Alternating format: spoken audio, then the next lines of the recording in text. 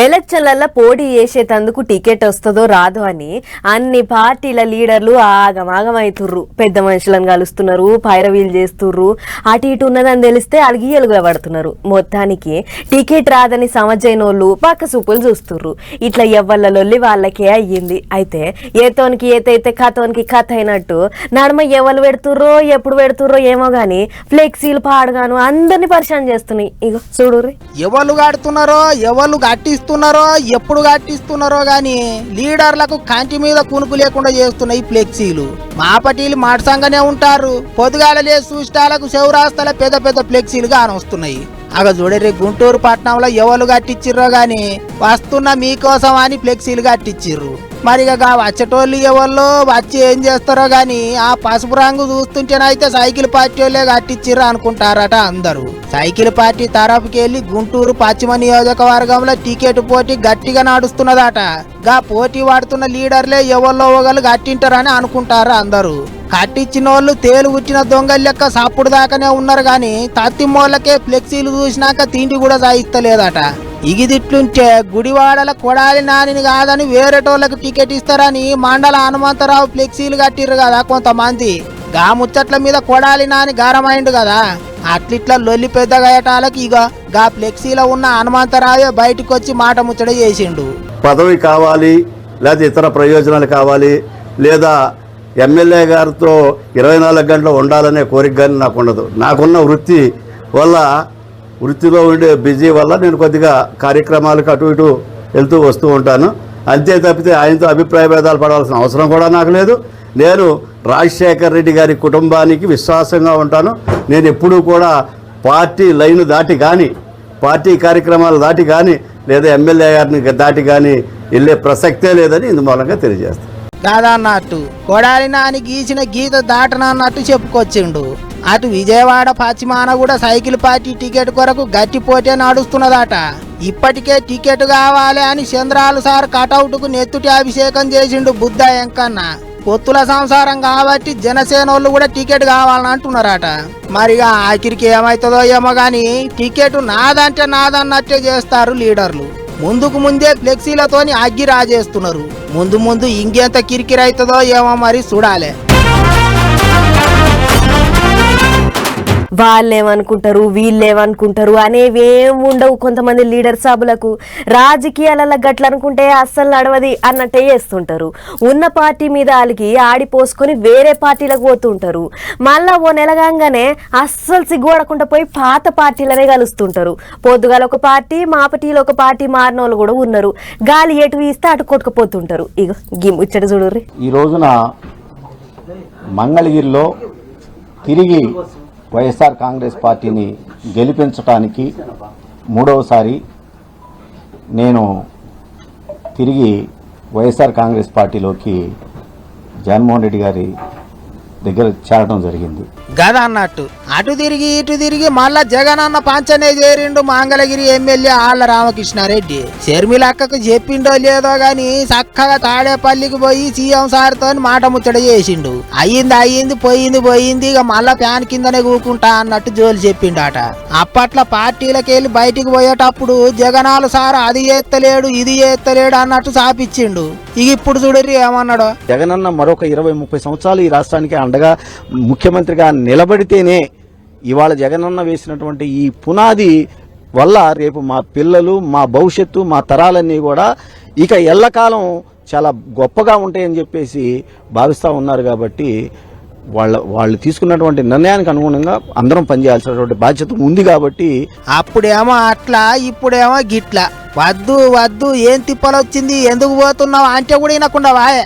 అవునబ్బా షర్మిలక్క పత్రిక ఇచ్చి పిలిచిందా అంటే అట్లా కూడా లేదు. తానంతట తానే రాజన్న బిడ్డ అనుకుంటా అన్నను కాదని చెల్లెలి దగ్గరికి వాయే. మళ్ళా 2 నెలలకే ఇగో గిట్లా దారి తప్పిన పొల్లగాడు ఇంటికి చేరినట్టు యాడికెళ్ళిపోయిండో ఆడికే వచ్చి నిలబడ్డాడు. అప్పుడు షర్మిలక్కతోనే రాజన్న రాజ్యం వస్తదన్నాడు కదా. ఇక ఇప్పుడు చూడరి ఏమంటున్నాడు. ప్రతి కుటుంబంలో ప్రతి ఒక్క మనిషిగా అండగా నిలబడుతున్నటువంటి జగన్మోహన్ రెడ్డి గారు రాజశేఖర రెడ్డి గారి ఆశయ సాధనలో పనిచేస్తున్నాడు అని అంటానికి ఇంతకన్నా ఉదాహరణ ఏం కావాలని చెప్పి నేను తెలియజేస్తాను. బాలే ఉన్నది పోయినరే. షర్మిలక్క చెయ్యి పార్టీల షరీకై ఏపీ చెయ్యి పార్టీ పగ్గాలు చేతులకు తీసుకున్నాక షరీకైన తొలి లీడర్ ఆర్కేనే. అట్లనే చెయ్యి పార్టీలకెళ్ళి ఇప్పుడు అందరికంటే ముందుగాల బయటికి వచ్చిన లీడర్ కూడా ఆర్కేనే. రాజన్న పేరు చెప్పుకుంటా బుద్ధి పుట్టినప్పుడల్లా అన్న పార్టీలకెళ్ళి చెల్లెలు పార్టీలకు, చెల్లెలు పార్టీలకెళ్ళి అన్న పార్టీలకు టికెట్ లేకుండానే ప్రయాణం చేస్తున్నాడు. మరిగా చూడాలి మంగళగిరిలో ఫ్యాన్ పార్టీ మళ్ళోసారి గెలుస్తుందో లేదో. వాళ్ళు వీళ్ళేమో గాని ఎంపీ ఎలక్షన్లకు పువ్వు పార్టీ వాళ్ళు మాత్రం మస్తు గట్టిగా తయారైతుర్రు. అన్ని పార్టీల లీడర్లు ఊర్ల పొంటి మీటింగ్లు పెట్టి ముచ్చట్లు చెప్తుర్రు గాని పువ్వు పార్టీ వాళ్ళు మాత్రం యాత్ర ముంగటేసుకుంటుర్రు. బందోబస్తుగా బళ్ళు కట్టుకుని బయలుదేరిర్రు. 5 జాగాల్లో 5 బళ్ళు వెళ్ళినాయి. పాండ్రి ఒక్కసారి అందరు నడుచుకొని వద్దాం. నిన్న మొన్నటి దాకా ఎమ్మెల్యే ఓట్ల హడావిడి నడిచింది. ఓట్లు ఒడిసిపోగానే జర్రంతా ఏడ్చేటోళ్ళు ఏడ్చి, తూడ్చేటోళ్ళు తూడ్చి జర్రంతా నిమ్మలం అయ్యిర్రు. ఇప్పుడు ఎంపీ ఓట్లకు ఇంకా ముహూర్తం ఖరారు కాలేదు. షెడ్యూల్ ని బయటికి చెప్పలేదు. అప్పుడే పువ్వు పార్టీ వాళ్ళు యాత్రలు చాలు చేసిర్రు. విజయ సంకల్ప యాత్రకు బండ్లు కట్టిర్రు. అట్లా మంగళవారం సంధి 11 వద్దుల దాకా బస్సులు వేసుకుని విజయ సంకల్ప యాత్ర చేస్తారట పువ్వు పార్టీ వాళ్ళు. అట్లా నారాయణపేట జిల్లా మక్తల్ నియోజకవర్గంలో ఉన్న కృష్ణా ఊళ్ళకెంచి తెలంగాణ పువ్వు పార్టీ పెబ్బ కిషన్ రెడ్డి సారు యాత్ర సాల్ చేసిండు. ఆడికెంచి చక్కగా బషీరాబాద్ కనకదుర్గ అమ్మవారి గుళ్ళకు పోయి ప్రత్యేక పూజలు చేసిండు. హారతులిచ్చి మొక్కులు పెట్టుకుండు. ఆడికెంచి యాత్ర సాల్ చేసి 11 రోజుల్లో మహబూబ్ నగర్ పార్లమెంట్ కిందున్న 7 అసెంబ్లీ నియోజకవర్గాలలో యాత్ర చేసేందుకు బయలుదేరిండు. ఇక ఇదిట్లుంటే ఇటు తాండూర్ల బండి సంజయ్ అన్న యాత్ర జోరుగా సాగింది. అన్న మైక్ అందుకునుడే ఆలస్యం. పువ్వు పార్టీ కార్యకర్తలు సీఎం అనుకుంటా సంజయ్ అన్నను ఖుషి చేసిర్రు.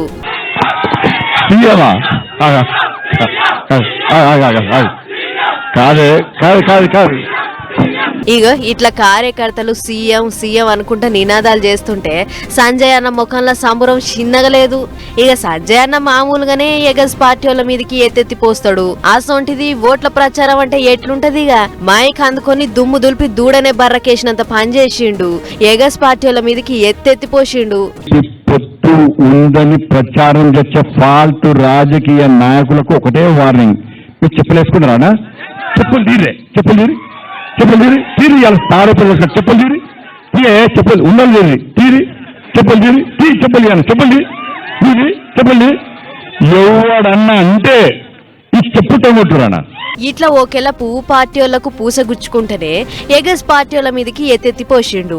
రామ లక్ష్మణ జానకి జైబోలో హనుమానికి అనుకుంటా కార్యకర్తలల్లా ఊపు తెచ్చిండు బండి సారు. రామ లక్ష్మణ జానకి ఇక ఇదిట్లుంటే ఇటు బాయన్సాల లక్ష్మణ్ సారి యాత్ర కూడా జోరుగానే నడిచింది. ఇట్లా తెలంగాణలో పువ్వు పార్టీ వాళ్ళ ప్రచారం ఉర్రటి మీద నడుస్తుంది. ఇప్పుడైతే ఎవరి నోట్లకెంచి ఇన్న కార్ పార్టీ వాళ్ళతోనే పొత్తుగూడే ముచ్చట లేదంటుర్రు గాని మరి చూడాలే ఓట్ల నాటికి ఎట్లుంటదో అనేటిదిగా. వెనకటి లీడర్లకు ఇప్పటి లీడర్లకు మస్తు ఫరక్ ఉన్నది. అప్పటోళ్ళు మాటల కంటే చేతలు ఎక్కువ చూపించేటోళ్ళు. ఇప్పటోళ్ళు మాటలు చేతలు 2 ఎక్కువనే చూపిస్తున్నారు. అన్నిటికీ మించి గీ ఎలక్షన్ల టైంలో ఏపీలో మస్తు గమ్మత్తుగా నడుస్తున్నాయి లీడర్ల ముచ్చట్లు. వాళ్ళ మాటలు చేతలు చూసి పబ్లిక్ పడి నవ్వుకుంటుర్రు. ఇక చూడురు ఏమైందో. సోమవారం నాడు అనకాపల్లిలో శంకారావం మీటింగ్ పెట్టి ఐటీ మంత్రి అమర్నాథ్ సార్కు కోడిగుడ్డు బహుమతి ఇచ్చిండు కదా లోకేశం సారు. గదే ముచ్చట మళ్ళోసారి చూడర్రే. అంతర్జాతీయ స్థాయిలో ఆంధ్ర రాష్ట్ర పరువు తీసినందుకు మంత్రి గారికి నేను కోడిగుడ్డు అవార్డు ఇస్తున్నా. అన్నగారికి ఇస్తున్నా, డెలివరీ చేయమని నేను కోరుతున్నా.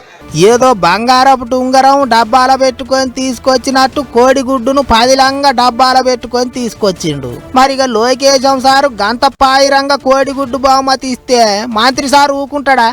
ఆయన కూడా రిటర్న్ గిఫ్ట్ ఇచ్చిండు. చూడరు ఏమిచ్చిండో. వారు ఎంతగానో ఇష్టపడేటువంటి ఈ పప్పుని ఈ ప్రాంత మట్టితో తయారు చేసినటువంటి ఈ మట్టి కుండలో మా ప్రాంత శాలివాహనుడు మా కుమ్మరి సోదరుడు తయారు చేసినటువంటి మట్టి కుండలో పెట్టి ఇక్కడ ఉన్నటువంటి వారు ఎవరన్నా సాహసం చేసి వారికి తీసుకెళ్లి ఇవ్వగలిగితే మీరు ఇవ్వండి, లేకపోతే వారే పరిగెట్టుకుని వచ్చి దానికి ఆయనకి ఇష్టమైనటువంటి ఐటెం కాబట్టి నేనే వచ్చి తీసుకెళ్తానంటే తీసుకెళ్ళమనండి, ఇక్కడే ఉంచుతాను దీన్ని గదా అన్నట్టు. లోకేశం సారు కోడిగుడ్డు ఇస్తే మంత్రి సారు ముంతల పప్పు తీసుకొచ్చిండు. కమ్మటి పప్పు లోకేశం సారికి ఇయ్యిర్రి, లేకపోతే వచ్చి తీసుకుపోమనుర్రి అన్నట్టు చెప్పుకొచ్చిండు. అంతేకాదు ఇంకేమన్నాడు చూడర్రే. కాకపోతే ఈ పప్పుతో పాటు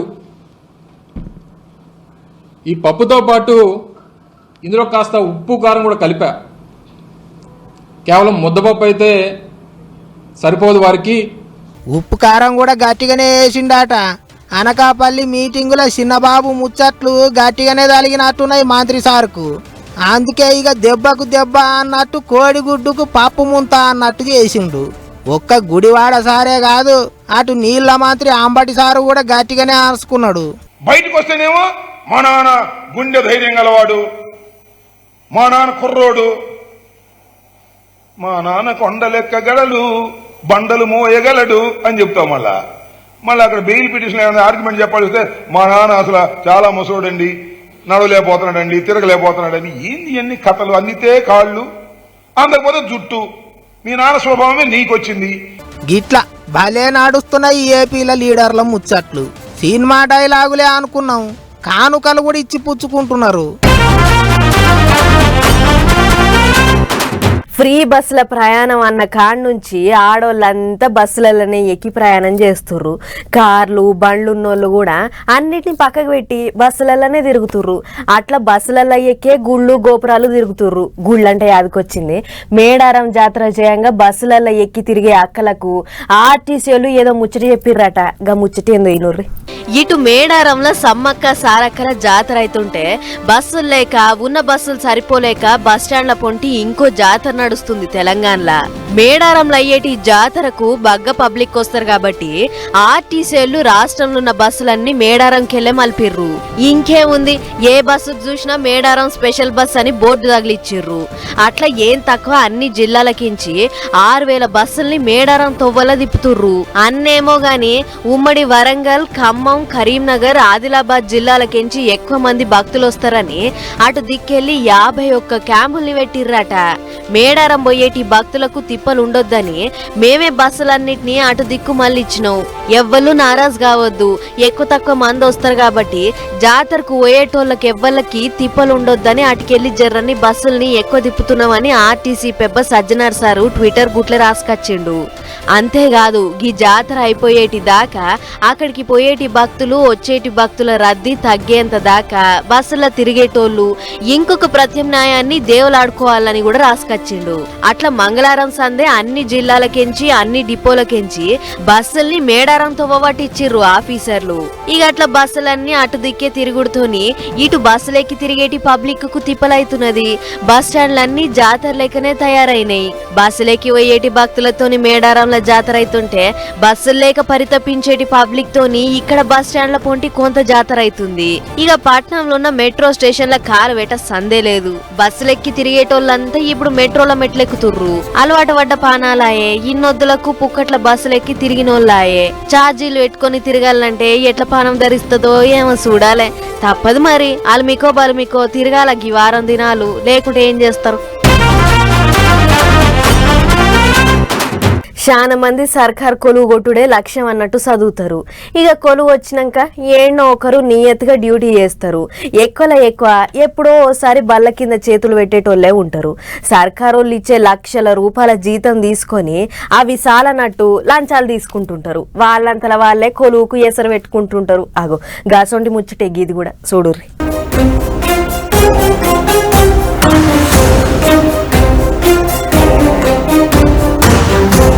హగ్గ ఇంట్లో ఏ పెద్ద కార్యం చేస్తానికి అప్పు కింద బెంకులున్న లోన్ గిట్ల తెచ్చి ఇంట్లో లెక్క పెడుతుర్రు కావచ్చు అని అనుకుంటుర్రా?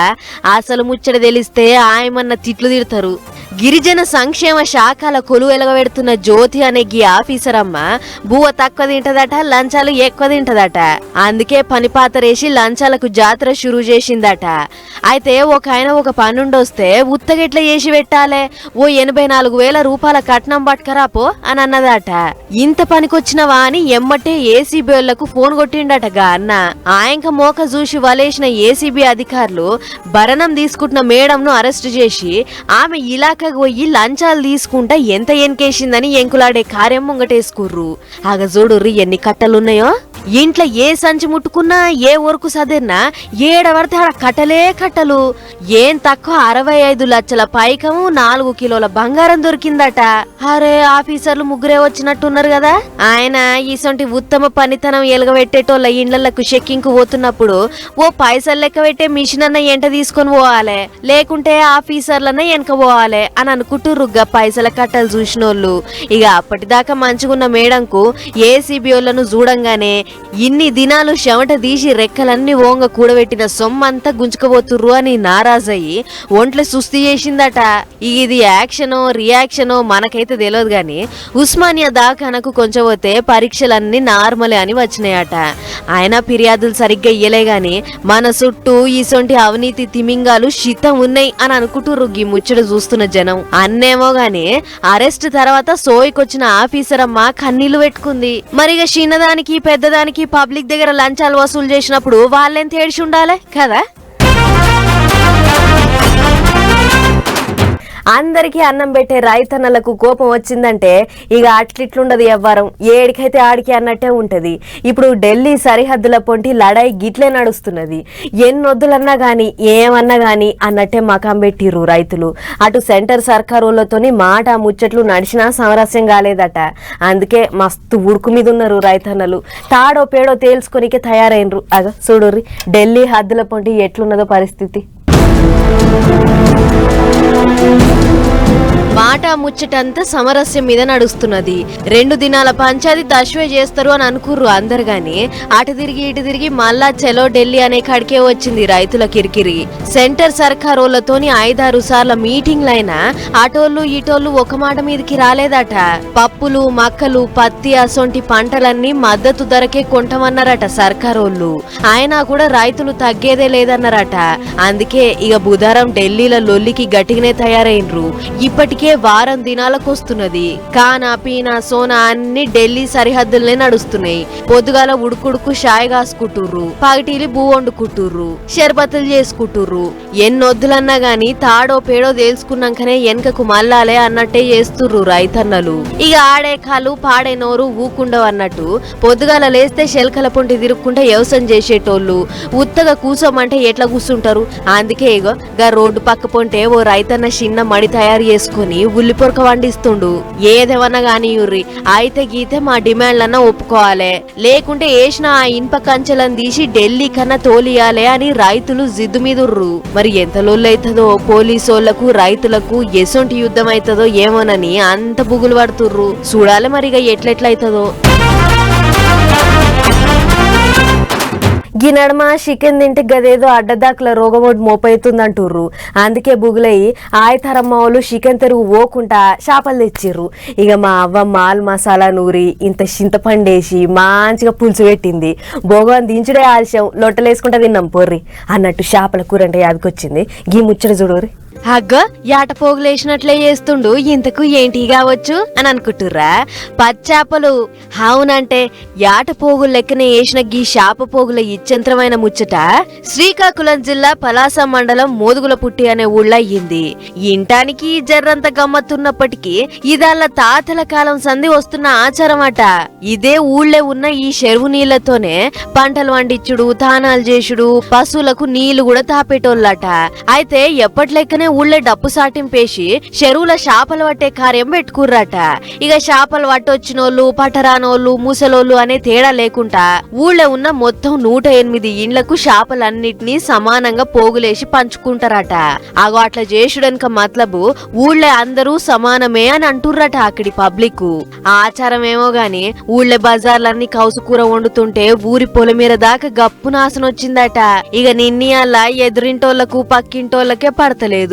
మరి ఊరంతా అందరూ సమానమే అని గౌరవించుకుంటుర్రు. ఊరంతా చేపల కూర వండుక తిన్నారంటే గొప్ప ముచ్చటే కదా అని అనుకుంటుర్రు ఈ ముచ్చట తెలిసిన పబ్లిక్.